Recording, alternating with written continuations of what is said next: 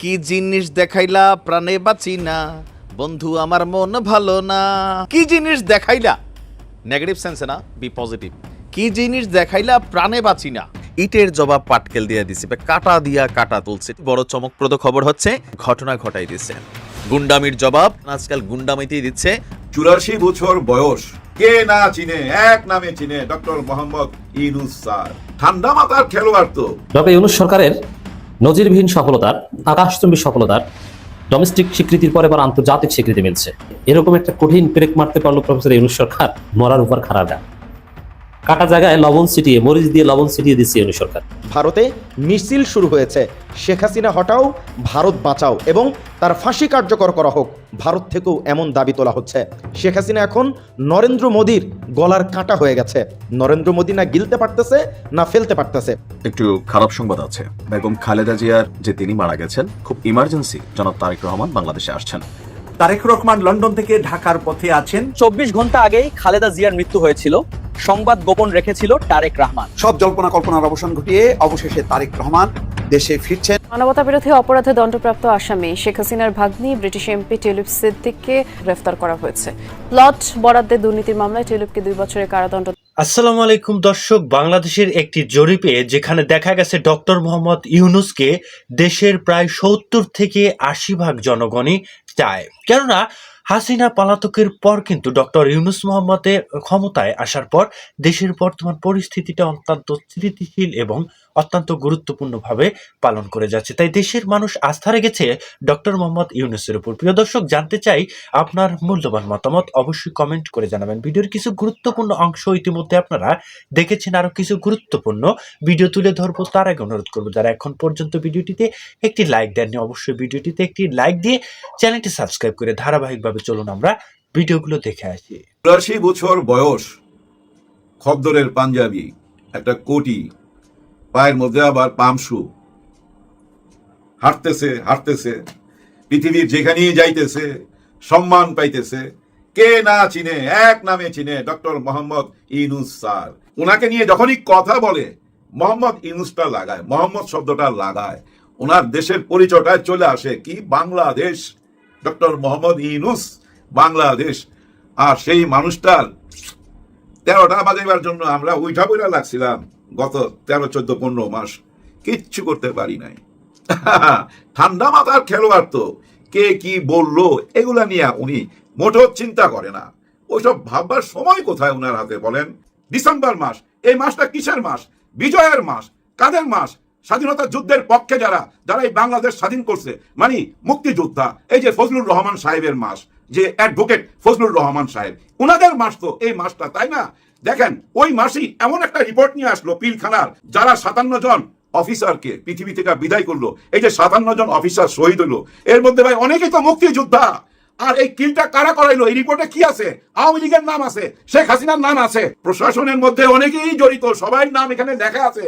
আর এই লেখাটা কাদের চোখ রাঙ্গানিকে উপেক্ষা করে আনলো? একবার খেয়াল করেন তো। দেশি বিদেশি সব রকম চাপকে তোয়াক্কা না কইরা ওনার কাজটা উনি কইরা যাইতেছে। আগামীর কাজগুলো উনি এইভাবেই করবে। শাপলা হত্যাকাণ্ডের বিচারটা সামনে আসবে কিনা, ওনার একটা বক্তৃতার মধ্যে আমি শুনছিলাম এই শাপলা চত্বরের কথা। এই হত্যাকাণ্ডের বিচার উনি করতে চায়। আসলে উনি বলছিল না আমি বড় প্যাকেজ একটা করতে চাই আর ছোট প্যাকেজ, কোনটা চান? কেউ কিছু উত্তর দিতে পারে নাই। ওনার মতো করে উনি একটা প্যাকেজ বানিয়ে নিছে। আর ওই প্যাকেজটা এত ঠান্ডা মাথায় উনি চালায় যাইতেছে যে কে উনাকে মহোদয় কইলো, কে মাননীয় কইলো, কে ফুল স্টপ কইলো, কোনো কিছুই তোয়াক্কা করে নাই। বিদেশির চাপ তোয়াক্কা করে নাই। কাউকে গণার সময় তো নাই। উনি নাকি রাজনীতি বুঝে না। আরে উনি যদি কিছু না বুঝে, আপনারা বুঝেন ঘোড়ার ডিম। উনি যেটুক বুঝে ওইটুক কইরা দিয়ে গেল। এই যে দেশটাকে একটা জায়গায় পৌঁছায় দিয়ে গেল, দেখায় দিয়ে গেল, অন্যায় করলে বাঁচতে পারবি না, তুই যেই হোস না কেন। অন্যায় করলে 100 হাত মাটির তলে ঢুকলে ওইখান থেকে টাইনা বাই কইরা তোর বিচার করুম, এটা বুঝাই দিয়ে গেল, এটা শিখাই দিয়ে গেল। কিন্তু আগামীতে যারা নির্বাচিত হইয়া এই দেশ চালাইতে আসবেন, তারা এটা পালন করতে পারবেন কিনা এটা আমরা বুঝা নিব। কারা? আমরা কারা? আমরা ভোটাররা। আমরা তাদেরকেই ভোট দিব যারা আমাদেরকে একটা দুর্নীতি মুক্ত বাংলাদেশ দিতে পারবে। আমরা তাদেরকেই ভোট দিব। ডক্টর ইউনূস স্যার যে পর্যন্ত আগে দিয়ে গেল, যে পর্যন্ত আগে দিয়ে গেল, সবকিছু চিন্তা করেন একবার। ওইখান থেকে আবার শুরু করতে হবে। পিছনে যাওয়ার কোনো উপায় নাই। এই বিচার কার্য চলতে হবে ওই হ্যাঁ না ভোটের মধ্যে, ক খ গ ঘ যা লেখা গেছে ওইভাবে দেশ চলতে হবে। ডক্টর ইউনূস স্যার জাতীয় তদন্ত কমিশন যে ফাইলটা দিছে ওই ফাইলটা হাতে নিয়ে কি বলছে, নতুন একটা ইতিহাস। উনি সোজাসুজি বলছে অন্ধকার থেকে আমরা আজকে বের হয়ে আসলাম, আজ এক নতুন ইতিহাস রচনা হইলো। হ্যাঁ, অন্ধকার থেকে বের হয়ে আসলাম, তার মানে অন্ধকার থেকে বাইরে হয়ে কোথায় আসলাম? আলোর দিকে আসলাম এই পিলখানা হত্যাকাণ্ডের তদন্ত রিপোর্টের মাধ্যমে। কত বড় কথা! শুধু কথা বড় না ভাই, অনেক বড় দায়িত্ব দিয়ে যাচ্ছে আগামীতে আপনারা যারা দেশ চালাইতে আসবেন তাদের মাথার উপরে। আর আপনারা ওই ওজনটা আপনারা নিতে পারবেন কিনা সেটা আমরা বুঝে নেব। মাইন্ড গেমে পরাজয়। বাস্তবিক অর্থেই ডক্টর ইউনূসের কাছে পুরো বিএনপি মাইন্ড গেমে হেরে যাচ্ছে। জামায়াত কতটা হেরেছে কতটা জিতেছে তা এখনো বলার সময় আসেনি। জামায়াত কোন পরিস্থিতিতে আছে, ডক্টর ইউনূসের মাইন্ড গেমে সে কি ডক্টর ইউনূসের প্রতিপক্ষ হয়েছে, নাকি ডক্টর ইউনূসের সহপক্ষ হয়েছে, নাকি ডক্টর ইউনূসের খেলার শুধুই অবজারভার? এটা বুঝতে পারবে আরও কিছুদিন পর, আমরাও দেখতে পাবো। তবে হ্যাঁ, বিএনপি কোথায় কোথায় ডক্টর ইউনূসের কাছে হেরে গেল, ডক্টর ইউনূস কোন কোন জায়গায় বিএনপিকে খেল খতম করে দিয়েছে। মাঝখানে ডক্টর ইউনূসের সরকারের জনপ্রিয়তার পারদ খুব নেমে গেলেও আবার সেটা খুব দ্রুত উঠে যাচ্ছে। তবে যতটুকু ডক্টর ইউনূসের জনপ্রিয়তা কমেছে তার জন্য একমাত্র দায়ী হলো বাংলাদেশের বিপ্লব বিরোধী মিডিয়া এবং সেনাবাহিনী, আর হলো বিএনপি ও ভারতের প্রোপাগান্ডা। ইউনূস সরকারের বিরুদ্ধে কিন্তু একসাথে এই চারটি স্তম্ভ লেগে গেছে। বিএনপি লেগে গেছে, ভারতের প্রোপাগান্ডা, বাংলাদেশের মিডিয়া, সেনাবাহিনী। এই চারটা জিনিস একসাথে বিএনপির বিরুদ্ধে অনবরত একের পর এক হ্যামারিং করে গিয়েছে। বুঝতে হবে ডক্টর ইউনূসের বিরুদ্ধে হ্যামারিং করা মানে জনতাকে হ্যামারিং করা। এই চারটি চক্র শুধুমাত্র ইউনূস সরকারকে মেলাইন করেছে তাই নয়, বিপ্লবী ছাত্রদেরকেও মেলাইন করেছে, বিপ্লবী শক্তিগুলোকে ছোট করার চেষ্টা করা হয়েছে। এখন ধীরে ধীরে স্পষ্ট হয়ে গিয়েছে হাসিনা তাড়ানোর আন্দোলনে প্রধান স্টেক ছাত্ররা, জামায়াত, জনতা, এরাই। বিএনপির খুব একটা স্টেক এখানে নাই, যে কারণে বিএনপিও এই আন্দোলনকে এখন আর নিজেদের আন্দোলন মনে করে না, আন্দোলনকে ওন করে না, সম্মান করে না। ঠিক আছে, তো ডক্টর ইউনূস সরকারের আকাশচুম্বী কিছু সফলতা এবং বিরাট সাফল্য, আন্তর্জাতিক স্বীকৃতি, এই জিনিসগুলোই ডক্টর ইউনূসের জনপ্রিয়তাকে আবারও বাড়িয়ে দিয়েছে। আপনি জানেন লন্ডনে সর্বশেষ একটি জরিপ হয়েছে, যদিও জরিপ আমি কম বিশ্বাস করি, সেই জরিপে বেরিয়ে এসেছে ডক্টর ইউনূসের জনপ্রিয়তা 69%। বর্তমানে 69% মানুষ চায় ডক্টর ইউনূস থাকুক, কিন্তু আমরা মনে করি এটা 80 থেকে 85-র উপরে এরা কমিয়ে দেখিয়েছে। কারণ এই জরিপের সাথে যুক্ত ছিল নিকৃষ্ট ঘৃণিত দেশবিরোধী ভারতপন্থী পত্রিকা প্রথম আলো। শুরুতে 3টা প্রশ্ন ছুড়ে দিচ্ছি আর 3টা প্রশ্নেরই বিশ্লেষণ করব আজকের এই গুরুত্বপূর্ণ ভিডিওতে। তারেক রহমান লন্ডন থেকে ঢাকার পথে আছেন, কিছু কিছু সূত্র থেকে বলছেন বেগম খালেদা জিয়া কি বেঁচে আছেন? ডাক্তার জাহিদ সাহেব সাংবাদিকদের সামনে এসে আজকে প্রথমবারের মতো কেঁদে দিলেন। অপরদিকে এসএসএফ এর মাধ্যমে বেগম খালেদা জিয়ার এবার কেয়ার হাসপাতাল ঘিরে ফেলা হয়েছে, সেখানে কঠোর নিরাপত্তার ব্যবস্থা করা হয়েছে যাতে করে কোনো নেতাকর্মী সেখানে গিয়ে ভিড় করতে না পারে। এই 3টা প্রশ্ন নিয়ে আপনাদের সামনে কথা বলছি এই মুহূর্তে। প্রথমত হলো তারেক রহমান সাহেব লন্ডন থেকে ঢাকা রওনা দিয়েছেন, মাত্র 48 ঘন্টার জন্য ঢাকায় আসবেন। কেন 48 ঘন্টার জন্য আসবেন এর বিস্তারিত আলোচনা আমি করব এই ভিডিওতে। তো উনি ঢাকায় রওনা দিয়েছেন, তাহলে বেগম খালেদা জিয়া আমাদের মায়ের মর্যাদায় যিনি আসন্নিত বাংলাদেশের রাজনীতিতে, যার সর্বোচ্চ মর্যাদাশীল ব্যক্তি হিসাবে এই মুহূর্তে বেঁচে আছেন, সেই বেগম খালেদা জিয়া আমাদের মা কি বেঁচে আছেন নাকি আমাদেরকে ছেড়ে আল্লাহর সান্নিধ্যে চলে গিয়েছেন? বিষয়টা খোলাসা করা এই মুহূর্তে সম্ভব নয়, কিন্তু আমরা ডাক্তার জাহিদ সাহেবের সাংবাদিকদের সামনে এসে কথা বলতে গিয়ে উনি কেঁদে দিয়েছেন বেগম খালেদা জিয়ার কথা যখন বলছিলেন। গত কয়েকদিনের ভিতরে আমরা দেখতে পেয়েছি গুরুত্বপূর্ণ বিষয় হলো বেগম খালেদা জিয়ার কোনো সংবাদ যেন কেউ মুখে না বলেন, কেউ এসে যেন বাইরে সাংবাদিকদের সাথে এই বিষয়ে আলাপ না করেন।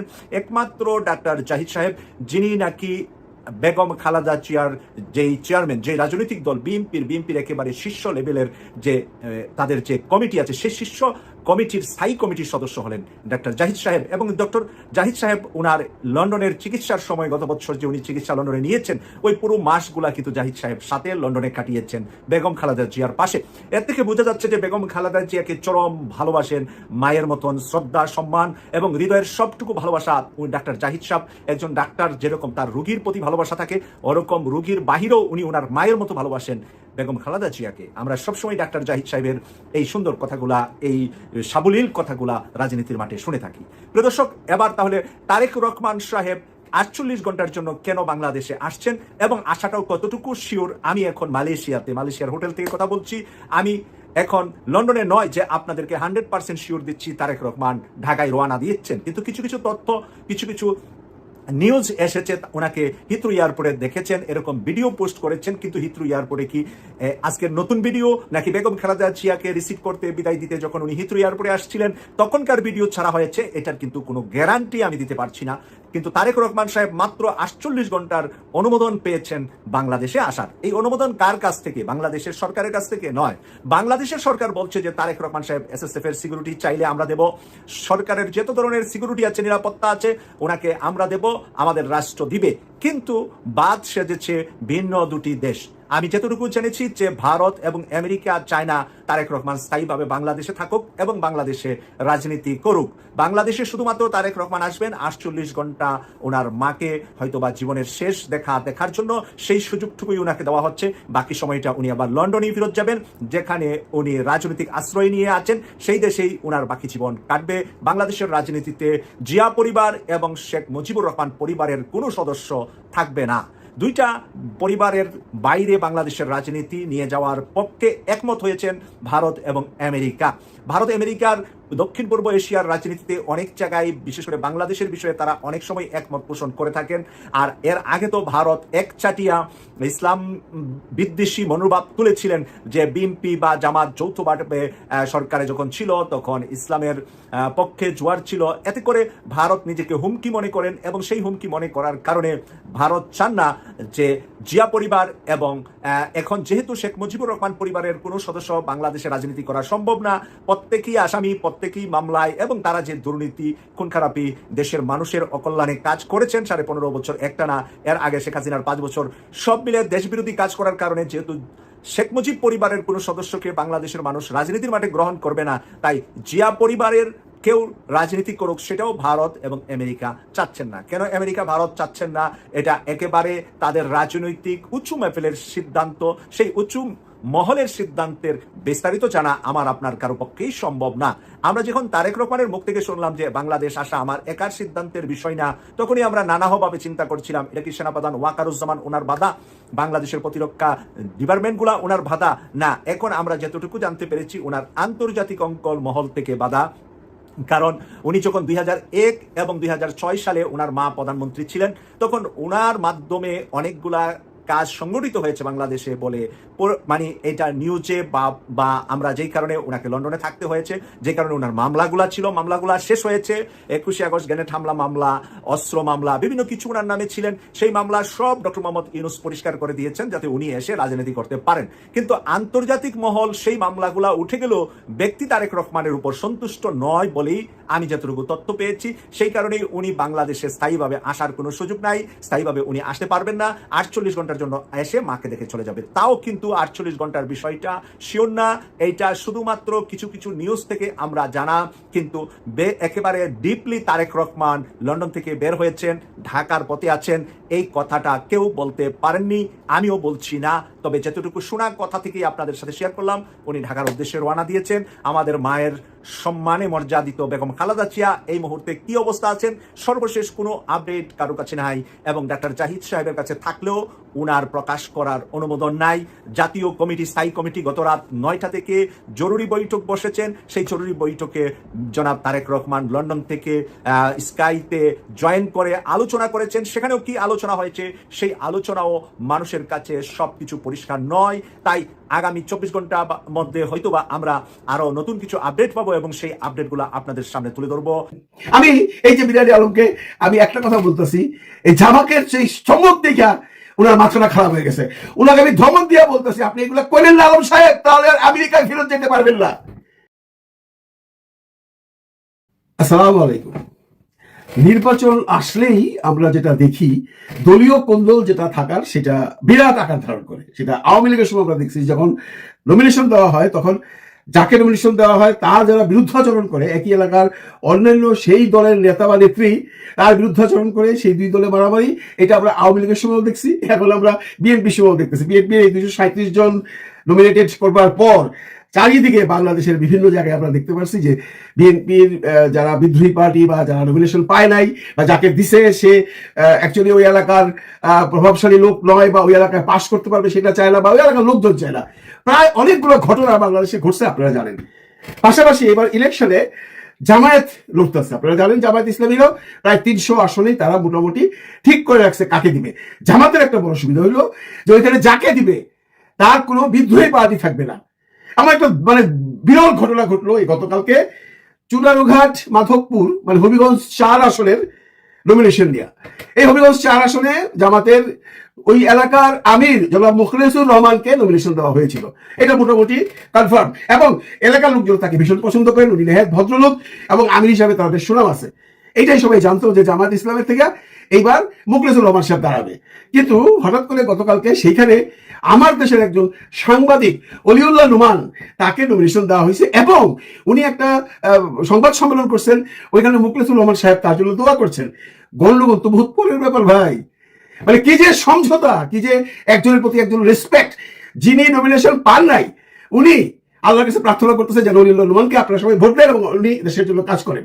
এই অলিউল্লাহ নুমানটা কে সেটা বলবার আগে, এই অলিউল্লাহ নুমানকে দেওয়ার পর আমাদের একজন বড় সাংবাদিক আছেন, আমেরিকার থেকে আসছে, শাহেদ আলম, যার ছদ্মনাম বিরানি আলম।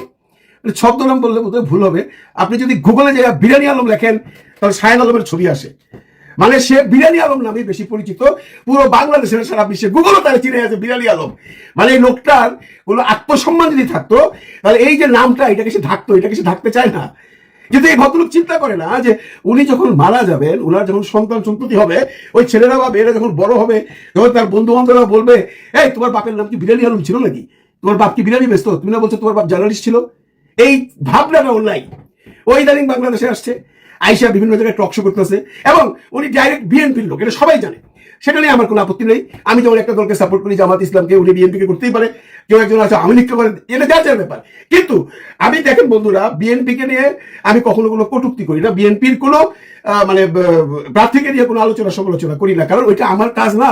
আমার কাজ আমি যে দলকে ভালোবাসি তার প্রচারণা করা। কিন্তু এই বিরানি আলম যে এমন ভাবে জামাতের পিছনে। প্রিয় দর্শক, আশা করছি বিস্তারিত ভিডিওটি দেখে বুঝতে পেরেছেন রাজনীতির কোন দিকে ইঙ্গিত করেছে আজকের এই ভিডিওটি অত্যন্ত গুরুত্বপূর্ণ ছিল। আপনারা কিন্তু বুঝতে পেরেছেন রাজনীতির পরিপ্রেক্ষিতে আজকের এই গুরুত্বপূর্ণ ভিডিওটি সাজানো হয়েছে ডক্টর মোহাম্মদ ইউনূস, হাসিনা এবং দেশের বিভিন্ন রাজনৈতিক মহলকে ঘিরে। প্রিয় দর্শক, এরকম সকল আপডেট সংবাদ আপনাদের সচরাচর দেখতে অবশ্যই আমাদের এই ছোট্ট চ্যানেলটি সাবস্ক্রাইব করতে হবে, কেননা এরকম আপডেট সকল ভিডিও যাতে আপনারা সবার আগে পেয়ে যেতে পারেন। ভিডিওটি ভালো লাগলে লাইক করুন, চ্যানেলে নতুন দর্শক হলে অবশ্যই চ্যানেলটি সাবস্ক্রাইব করে আমাদের পাশেই থাকবেন।